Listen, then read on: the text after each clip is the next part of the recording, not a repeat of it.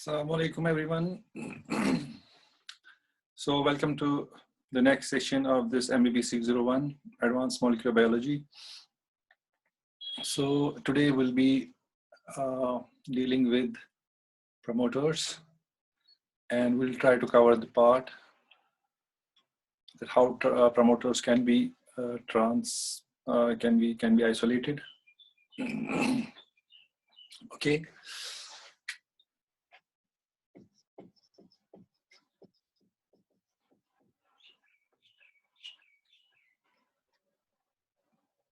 So promoter is the part of the DNA where transcription starts. Okay, there's a difference in the promoter regions of the prokaryotes and the eukaryotes. Okay, and the promoter is an important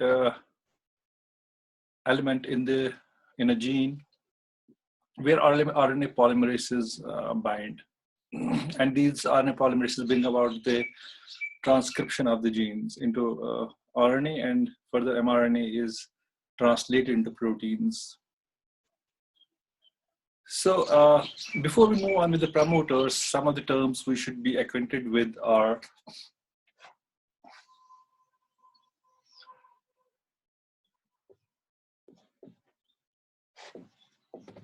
so this is one segment of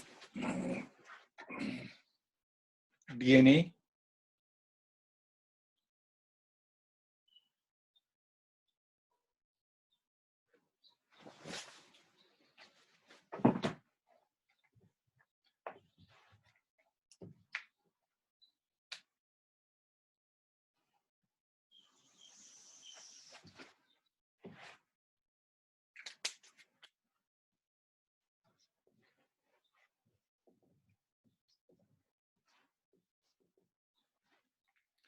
As you know, DNA molecules have two strands, and these strands run anti-parallel to each other. Okay, if one runs from 5' to 3', the other will be in the opposite direction, 5' to 3'. So similar is the case here. So if this is the 3' to 5', and this is your 5' to 3', always we read the DNA in 5', 3' direction.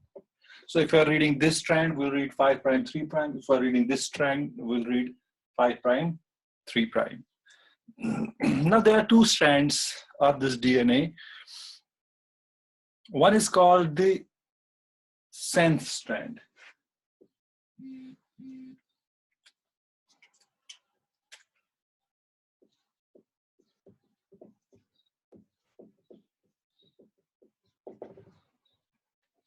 And the other strand is called as antisense strand.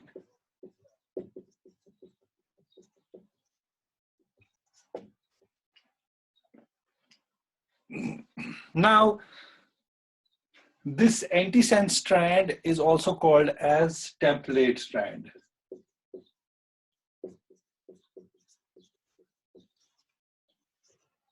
And is also called as non-coding strand.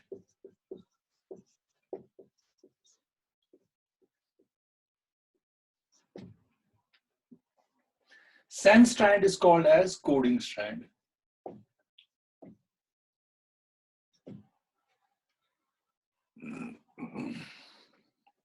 Okay.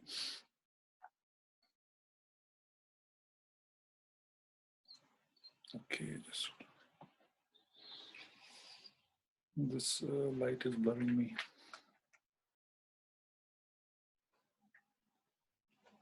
Okay, so antisense strand is also called as a template strand and is also called as a non-coding strand, whereas sense strand is called as coding strand.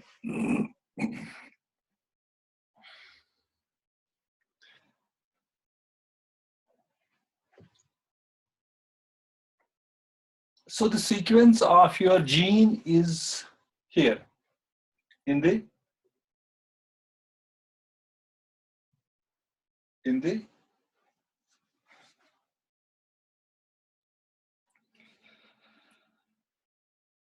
so antisense strand. This will be okay. Sorry, that's a mistake.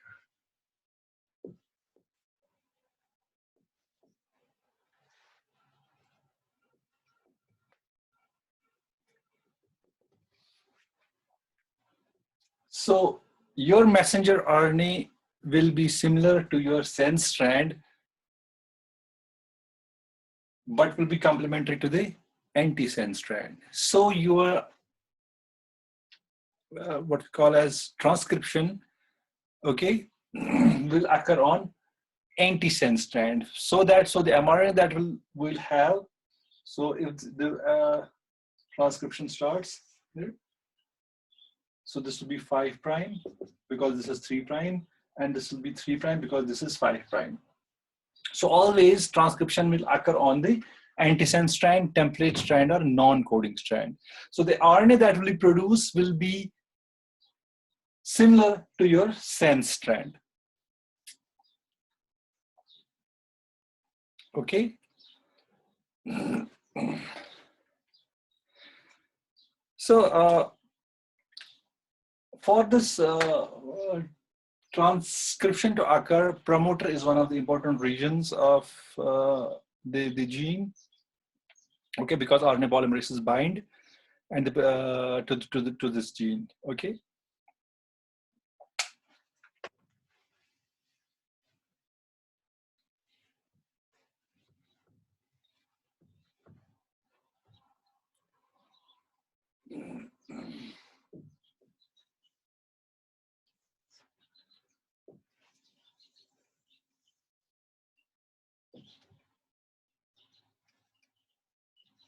If your gene starts here, okay, your promoters will be upstream of the sequence. Okay, so this is the +1. Whatever sequence will read here, that will be minus 10, -35.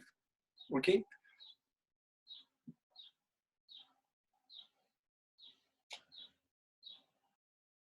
So after this, at say -10,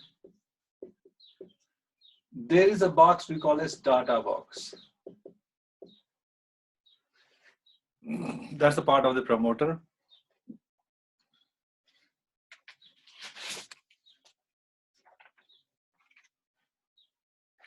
Okay, and this site we call as TSS, or transcription start site.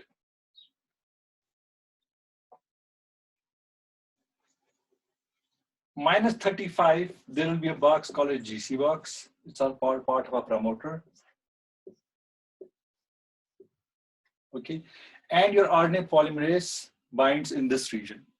It identifies this promoter region, and it binds to this region.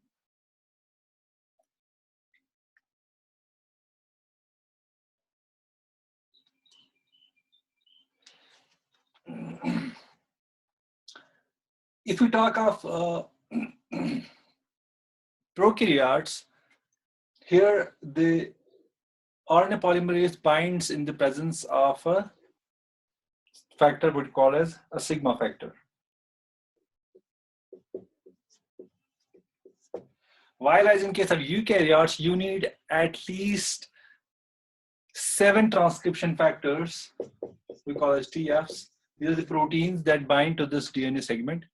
Okay, we at least require 7 of these transcription factors so that RNA polymerase can initiate transcription. So eukaryotic transcription is a little bit trickier in comparison to your prokaryotic transcription.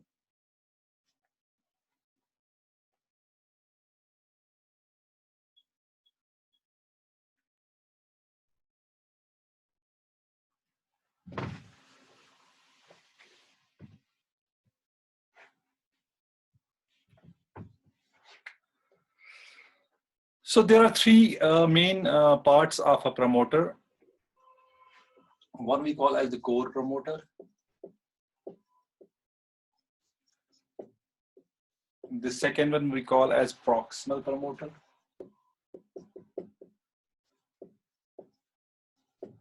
And the third one we call as distal promoter.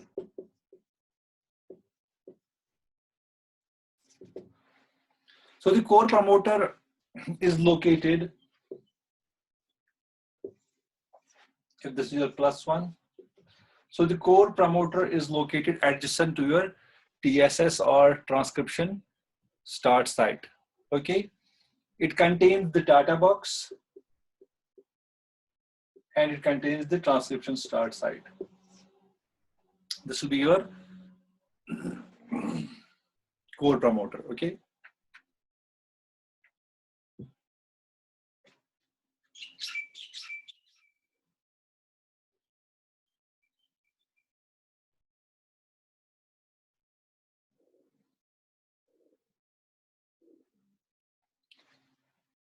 So to this core promoter sequence, if, for example, you do not want your gene to be expressed. So this region, okay, the core promoter region has an affinity for histone proteins. These histone proteins bind to this promoter region and they do not let the RNA polymerase to bind to that region. So because at one point of time, a DNA element cannot be occupied by two proteins. Okay, what we call as occupancy. For example, if I'm sitting on a chair, another person cannot sit on the same chair. Similarly, in case of regulation of transcription, if a protein is already attached to the promoter region, another protein cannot attach to the same region. Okay, because it's occupied, what we call as occupancy. So if histone proteins are occupy the promoter region, so they do not allow the RNA polymerase. So there's a role of these histone proteins in gene silencing also. So which genes to express and which genes which genes are not allowed to express in a particular tissue, for example. So these histone proteins play a major role. So histone proteins prevent binding of RNA polymerases to these promoter regions and the gene cannot be transcribed. Okay.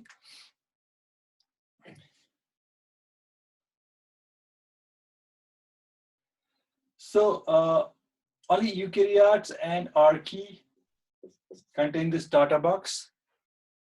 In case of prokaryotes, there's an equivalent sequence. We call it TATAAT,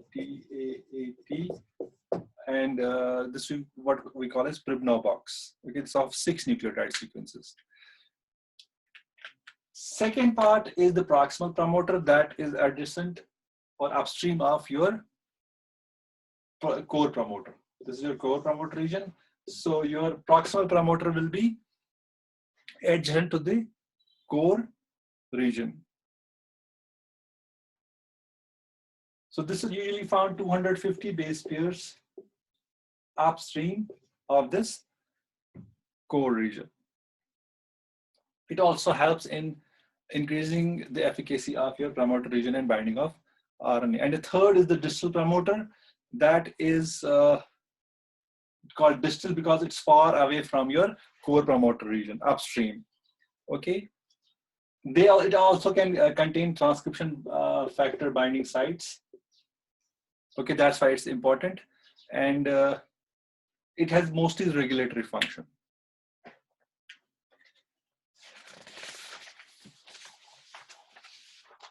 Now the question arises, your transcription, your promoter is spread to a wide segment of DNA and the RNA polymerase complex is short and can kind of occupy only a short region in the DNA. How do they connect? So there's a model which specifies this.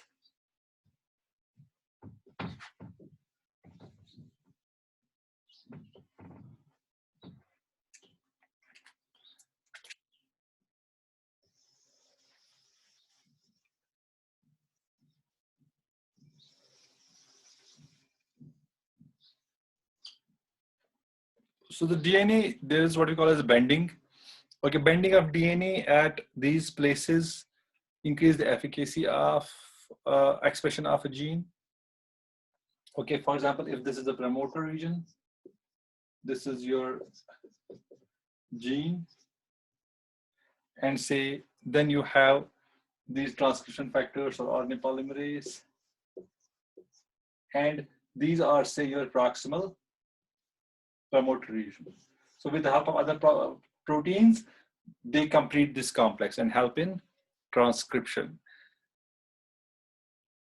Okay, sometimes the proteins called as activators also bind to this promoter complex, and they increase the efficacy of transcription.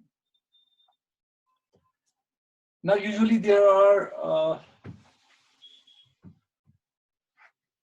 3 types of RNA polymerases that bind to the DNA. You have RNA polymerase 1, RNA polymerase 2, and RNA polymerase 3. RNA polymerase 1 usually brings about the expression of ribosomal RNAs.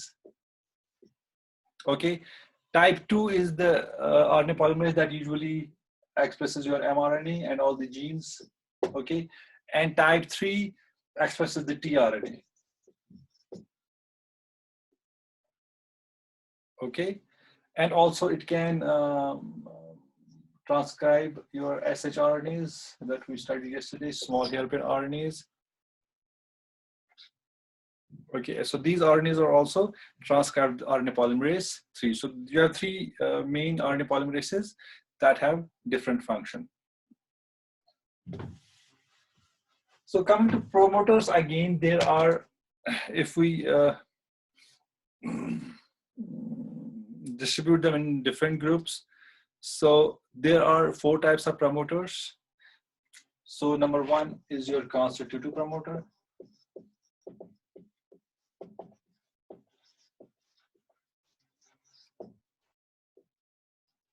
So these constitutive promoters induce the expression in all the tissues, like we studied earlier.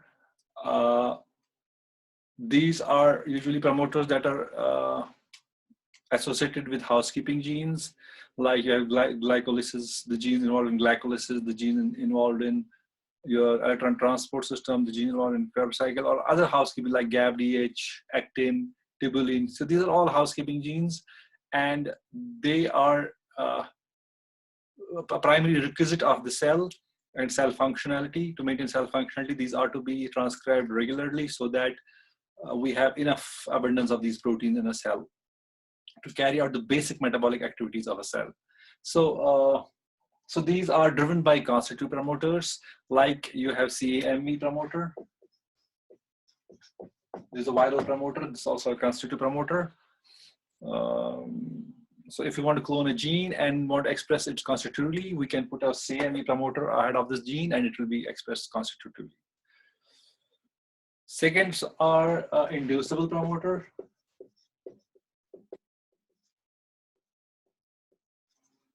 These inducible promoters are not active as such, but are activated by various factors. These factors can be biotic factors or abiotic factors.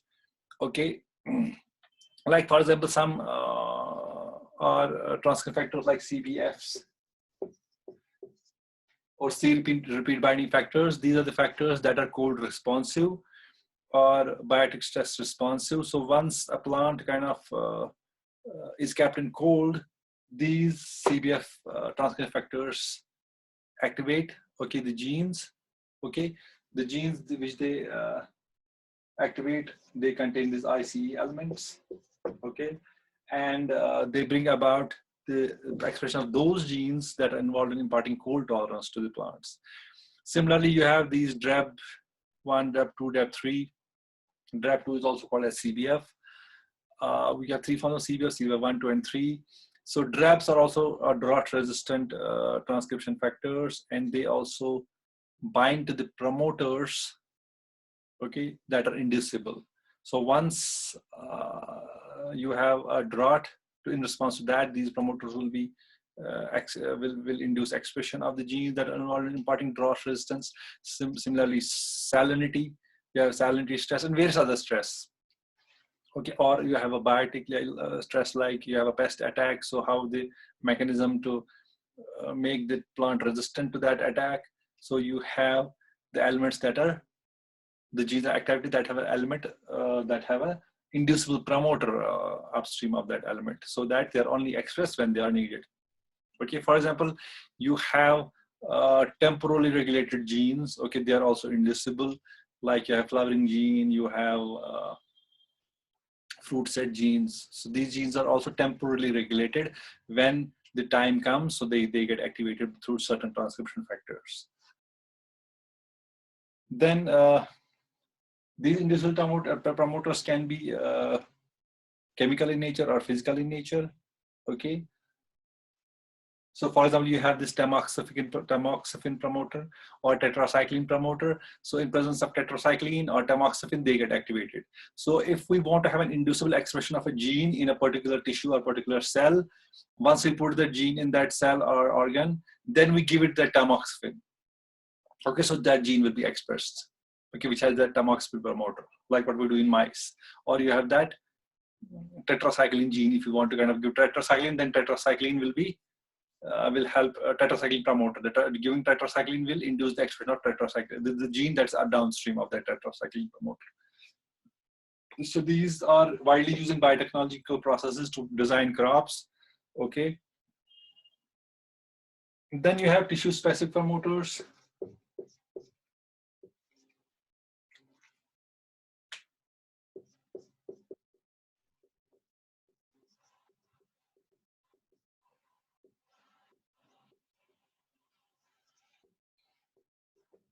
These tissue-specific promoters are expressed in different tissues, like we talked about the eye. So the lens proteins is only expressed in the eye and not in the nose or not in the ear, because the promoter that drives this, okay, is only put on because of the transcription factors that bind to that promoter are only present in the eye. So if the eye protein is to be synthesized in say skin, it will not be synthesized. Number one, because you don't have the transcription factors that activate this promoter. Second, histones are already bound to that gene there, and they know that this gene is not to be expressed in the skin or in the nose. So they will keep the gene occupied, what we call it occupancy, so that RNA polymerase cannot bind to that place. Okay, and then you have synthetic promoters. So also in the tissue-specific promoters, like we talked about expression of a gene of interest in a particular tissue, like we talked about golden rice. So you have those three genes, phytoin synthase, phytoin desaturase, and glycogen beta-cyclase. So these genes are put under gluten promoter, and then they are transfected in the rice. So the gluten promoter is activated in the rice endosperm. So when your the cell is tricked, or when the transcription factors bind to these gluten promoters, they think that the gene is of gluten, but it's of say carbon biosynthetic pathway, so they get activated, and you have the rice, what we call as golden rice. Okay, so you can trick the cell by changing the promoter. So promoter science is a very developing field, and a lot of research has been done on this promoter field, because by tweaking with the promoter, you can kind of change the expression or induce an expression of particular tissue. And the fourth type is your synthetic promoters. Synthetic promoters are not found in nature, but they are like man-made. So if we have a promoter like CAMV, we change some of its sequences, but keep the consensus sequence same. So there's the concept you should know about consensus sequence and a conserved sequence.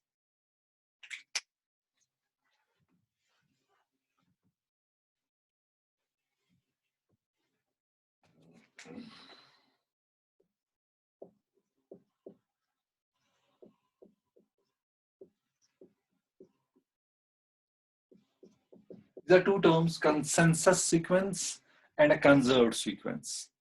Okay, conserved sequence is, for example, you have a sequence like A, T, G, C, T, C, T, G, C, A. You have this sequence. You see 10 organisms and it will be same in all the organisms. So that means this sequence is conserved. Now, for example, you have another sequence that is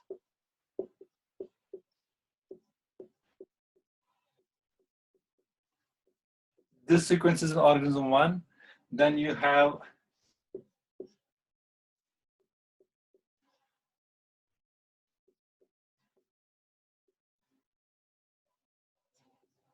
this sequence is in 2.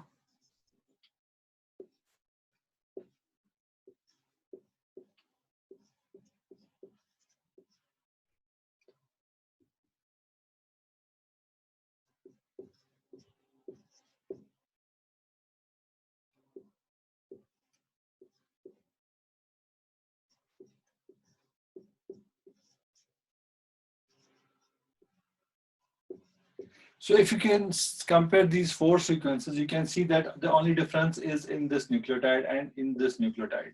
So rest of the sequence is same. So if a part of the sequence is always conserved, while as there's a change in the other nucleotides, we call the sequence as consensus sequence. Okay, so for example, we have a promoter like this and we change this nucleotide. We change this nucleotide to this. So we are kind of changing this sequence of the promoter to make it more active or less active. So by tweaking with one of the bases or few bases of promoter, we can make or we can design synthetic promoters, and these promoters sometimes are better or sometimes they are not that good.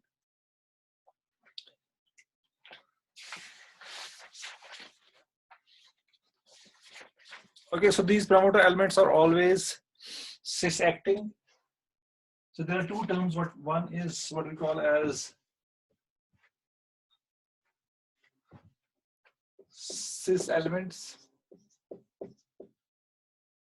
and trans elements. So if, for example, this is a DNA strand and this is a promoter, this is your gene of interest. So this sequence is on the same DNA fragment that has this gene. So this promoter sequence we call as cis because it's present on the same DNA segment. For example, now you have a transcription factor, that's a protein that binds to the starter box to activate this gene. But this transcription factor is from a different DNA segment on a different chromosome. So that means this transcription factor is trans. So if the fragment of the DNA that contain 2 sequences are on the same DNA fragment, they are called as cis sequence, cis elements. And if they are on a different DNA fragment and on a different chromosome, but then they activate the same gene, so these elements are called as, this effect is called as trans.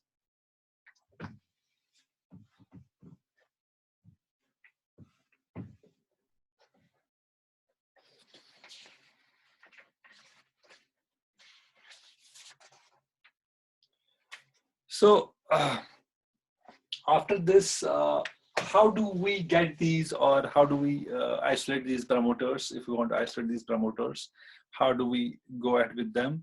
There are usually 5 techniques that we use. Number 1 is your screening of a genomic library.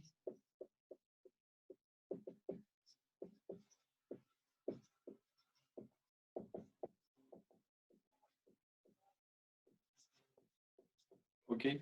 Number 2 is plasmid rescue.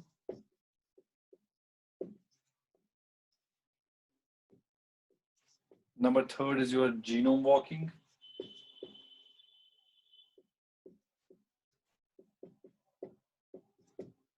And number 4 is your tail PCR, or thermal asymmetric interlaced PCR, also called as tail PCR. These are the 4 techniques. Okay, besides this, you have the 5th one, that is inverse PCR, through which we can also get isolate your promoters.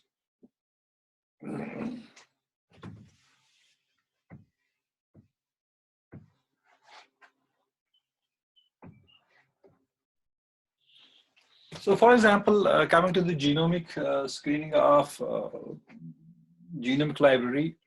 So for example, you want to check, or you want to isolate the promoter of a specific gene. So what you do, you, for example, inactivate that gene. So for example, this is a gene.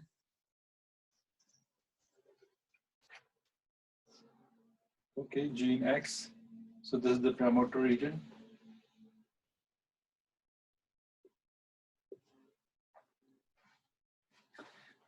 You inactivate this gene through transposition. There are various transposition vectors. You put in those vectors and it will kind of bind to that gene. Say this is a transposon.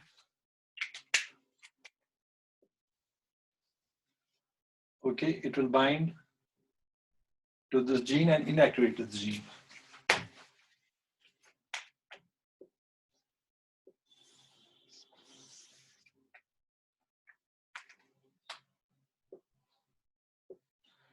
So now this transposon is into this gene and it has inactivated this gene. Now what we do, and now you have a mutant where this gene is not functional. So you take this mutant plant and you isolate the DNA from this. What we call as making of a genomic DNA library. So you restriction digest it with a restriction enzyme. Okay, then you clone it into a vector. So all your genomic DNA of this mutant plant will be now in different kind of vectors. Now you know the sequence of this transposon.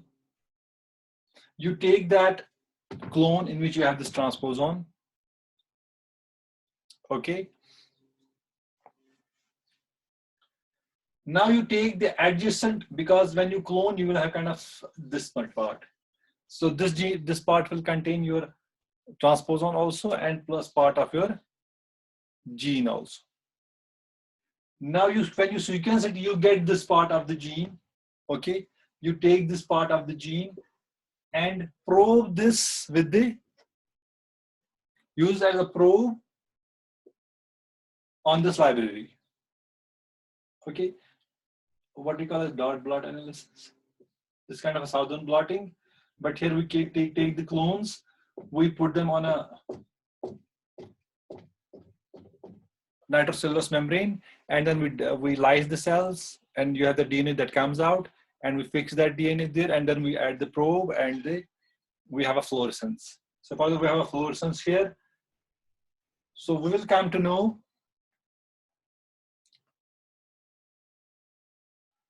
this DNA or this fragment of DNA contains your gene, plus it might also contain the promoter region. So through this genomic DNA screening, you will be able to get the promoter also.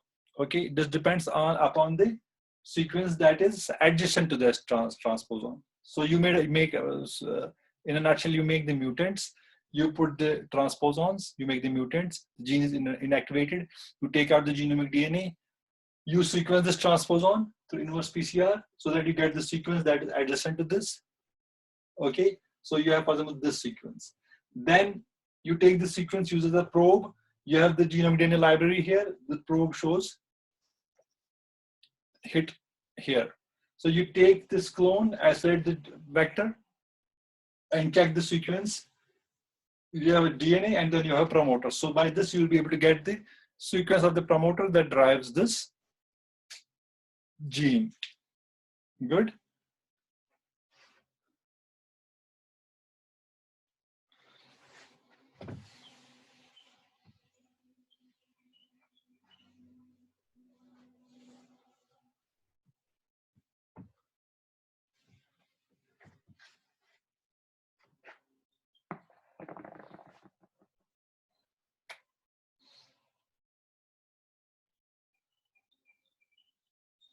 For example, you have a DNA fragment and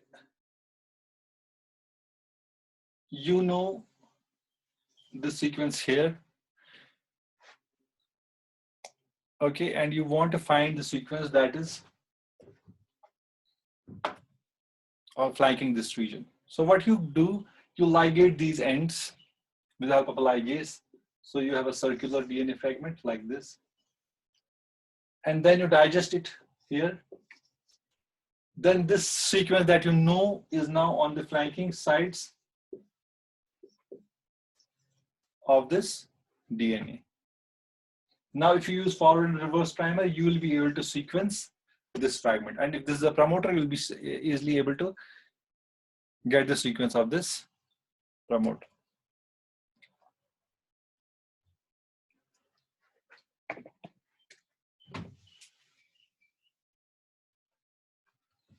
Then is your tail PCR. Again, for example, you know the sequence of this gene.